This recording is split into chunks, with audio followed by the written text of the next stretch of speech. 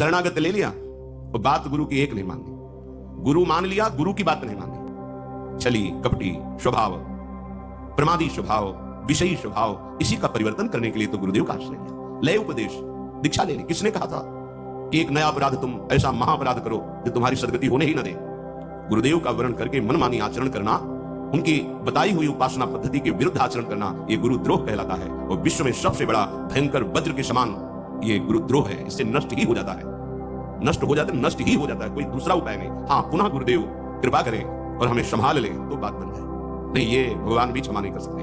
अन्य अपराधों की तो बात, क्यों नया अपराध मोल ले? यदि संसार से आपको ऐसा अनुभव हो रहा है कि मैं पतित होता चला जा रहा हूं संसार संग से, अब मैं गुरुदेव का संग प्राप्त करके भक्ति प्रेम अभंग जागृत करके अब अपने हम स्वरूप को प्राप्त होंगे, प्रियालाल को प्राप्त होंगे, हो गई धोखेबाजी, अब ये जीवन धोखेबाजी में नहीं जाने देंगे, तब शरणागत लिया जाता है। अब हमारा जीवन का उद्देश्य भगवत भजन करते हुए समस्त कर्तव्यों का पालन, और वो कर्तव्य पालन भगवान को समर्पित करके यत् करोषि ये तो सर्वाणि कर्माणि मयि सन्न्यस्य, मेरे को अर्पित कर दो, हम भगवत प्राप्ति करेंगे। पर ये कच्ची बुद्धि वाले ऐसा नहीं करते। लय उपदेश कहाय अनन्य, अपने को कहते हैं हम अनन्य धर्मावलंबी, भगवत प्रेमी हैं, महाभागवत हैं, रसिक जन है आदि।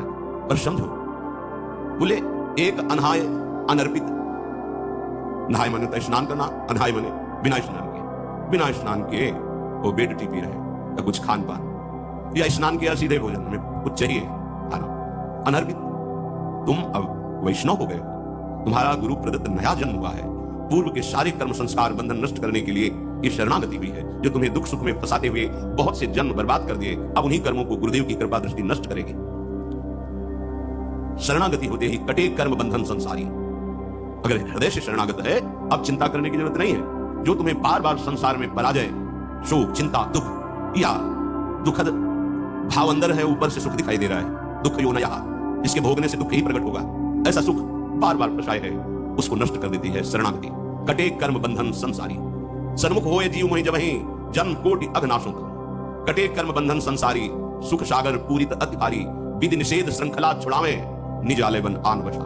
अपने धाम वासी बना लेते, अपनी समीपता का अनुभव कराते। कहीं भी हो तुम्हें अनुभव होगा कि हमारे आराध्य देव हम पर कृपालु है। हर समय एक अद्भुत सुख का, एक अद्भुत बल का स्फुरण हृदय में होता है शरणागत के। पर हम तो विरुद्ध चल रहे हैं। देह राग अंधकार है, अनुराग निर्मल उदित भास्कर है परम प्रकाश में। हम देह राग को त्याग करके वैराग्यवान होते हुए अनुराग को प्राप्त करें। क्या करें? देखो, जो दिनचर्या बताई गई है वही तुम्हारी सिद्धि का हेतु है। अपनी कोई भी दुराग्रह वृत्ति रख के, आग्रह वृत्ति रख करके शरणागत ना हो, खाली हो जाओ। जो भी तुम्हारे अंदर है वो समर्पण के भाव में। अब जो ही कहे करें हम सोई, आयस लिए चले निज दासी, मन क्रम वचन त्रिशुद्ध सकल मत, हम श्री हित हरिवंश उपासी।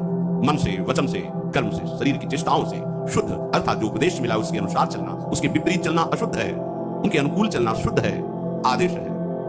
प्रातः उठे, सबसे पहले गुरुदेव भगवान को प्रणाम करके गुरु प्रदत्त नाम मंत्र का स्मरण करें। फिर वृंदावन भूमि को प्रणाम करें, चाहे जहां हो, क्योंकि हमारा प्रेम धर्म धाम में विराजमान प्रिया प्रीतम के चरणारविंद का सेवा सुख है। सबसे पहले हम धाम को प्रणाम करते हैं, गुरुदेव को धाम को प्रणाम करते, फिर अपनी दिनचर्या में नाम स्मरण करते हुए लगते हैं। जब स्नान कर ले लज लगाते हैं, चरणामृत लेते हैं, तिलक रचना करते हैं, फिर दिनचर्या आगे बढ़ती है। इतना शरीर सेवी मत बन जाओ कि हर समय खान पान का ही चिंतन केवल बना रहे, जिससे प्राणों का पोषण हो, शरीर स्वस्थ रहे। ऐसी दिनचर्या बनाओ, 2 बार, 1 बार, 3 बार, जितने भी तुम्हारा प्राण पोषण होता है थोड़ा थोड़ा है, तो भगवत अर्पित करें। सेवक जी महाराज करें, इसीलिए उनकी बुद्धि कच्ची रहती है। बिना स्नान के खाना पीना, या स्नान करके सीधे केवल भोजन अर्पित करने की बात ही नहीं मन में आई, बहुत ध्यान देने योग्य, कच्चाई दूर हो जाएगी। अनहाई अनर्पित जाए गटक, अगर बिना प्रभु को अर्पित किए हुए पा रहे हो तो तुम कैसे वैष्णव हो, कैसे शरणागत हो? वही तुम्हारे को बंधन में बांध देगा, अर्थात तुम्हारी बुद्धि में वही स्फुरणा होगी जो मायाकृत भोगों में आकर्षण पैदा करके तुम्हारे हृदय में तृष्णा कामना की आग लगा देगी।